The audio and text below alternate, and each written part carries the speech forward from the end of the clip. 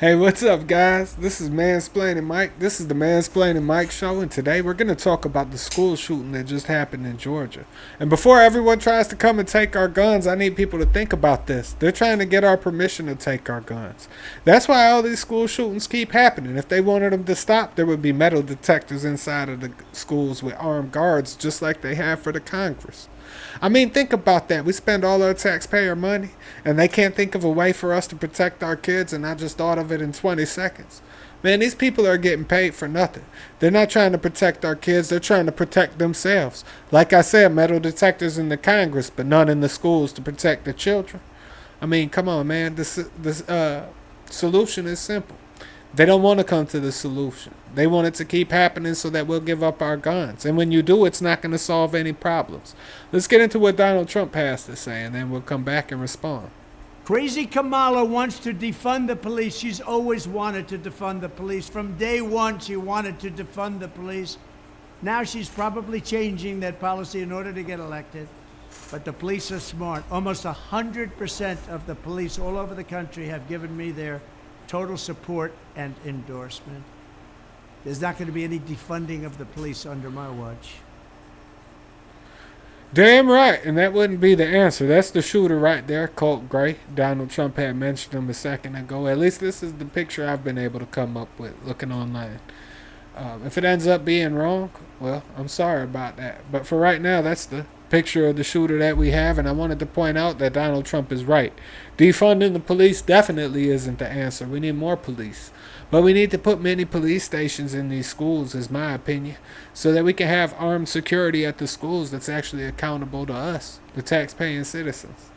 We should have police in the schools. It could be the state police that have little mini stations in the schools, or we need to just have armed security and metal detectors. Either way, we're going to need the metal detectors. You don't stop school shootings by taking away law-abiding citizens' guns. I mean, just think about how crazy that sounds. The school zones are already a no-gun zone. If you live in a school zone, you can't even own a gun. Or at least you can't have it on you. You definitely can't have a gun in the school. I mean, think about that. A gun-free school zone. You're not supposed to have your gun there. If the gun laws were broken, they wouldn't have had their gun in the school zone, right? I mean, it's just common sense, guys. It just takes a second to think of it. So, I mean, the politicians, they really don't want to stop the school shootings. I'm not talking about Donald Trump. I think Donald Trump truly does want to stop violence from happening. But I don't think the Democrats are into it at all. If they were, they would have already put metal detectors inside of the schools and armed guards, or at least some type of security. You could arm the teachers, I suppose. But if you don't have armed metal detectors, you would have to wait for that first shot to get lit off. I mean, you don't want one shot going off in the school. That means a kid is dying, or a teacher.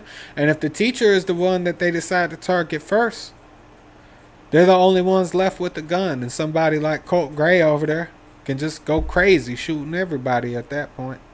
At least a classroom full of people. I mean, one classroom full of kids is way too many. I don't think any school shooter has ever taken out a whole classroom full of kids at once anyway. Or at least in the classroom. I'm pretty sure Columbine there was a lot of victims. But anyway, guys, let's get into what the student had to say at the shooting. And after that, I'm going to go ahead and close this out because I've been taking up enough of your guys' time. Did he ever say anything? No, he never really talked. He was pretty quiet. He wasn't there most times. Either he just didn't come to school or he just would skip class. But even when he would have talked, it was one-word answers or just short statements. You told me off camera you weren't surprised that he would be the shooter. Why is that? Just because when you think of like shooters and how they act or things that they do, it's usually the quiet kid or like that's a stereotype for it to be, and he was the one that fit that description in our class. It sounds like he was one of those kids that was sticking out like a sore thumb. She said after the shooting happened, she would have guessed that it would have been him. I mean, sometimes it's obvious like that, and if it was obvious to her, I'm sure it would have been obvious to a police officer that was working in the school as well.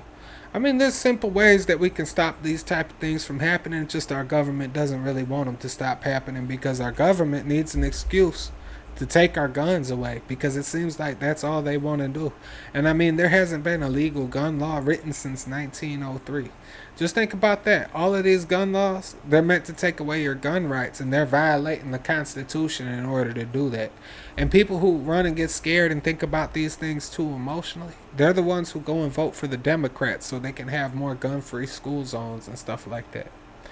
Those types of things, they only put people in danger. Taking guns away from legal law-abiding citizens, that only puts people in danger. I mean, think about that. They let all these illegal Venezuelans over here who were being let out of these mental facilities and jail cells. They're just letting them run the streets rampant. They've taken over apartment complexes in Colorado.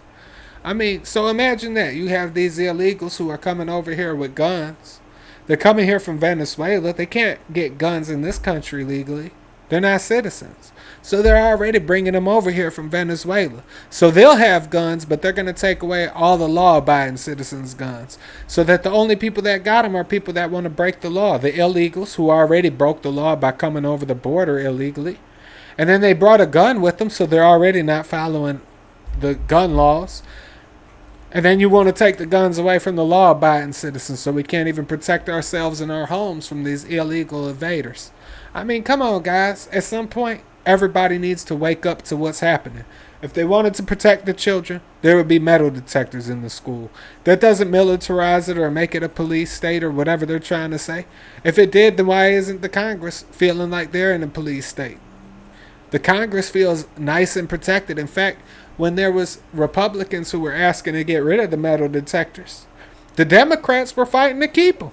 They wanted to keep their metal detectors. They didn't feel like they were being looked down upon by the police or whatever, or being controlled by the police. They wanted to keep the metal detectors, but they don't want the kids to. Think about that. I mean, let that just really sink in. Anyway, guys, this is the Mansplaining Mike Show. I'm Mansplaining Mike. I hope you guys enjoyed the video. Make sure to like, comment, share, and subscribe, and I'll catch you guys on the next one.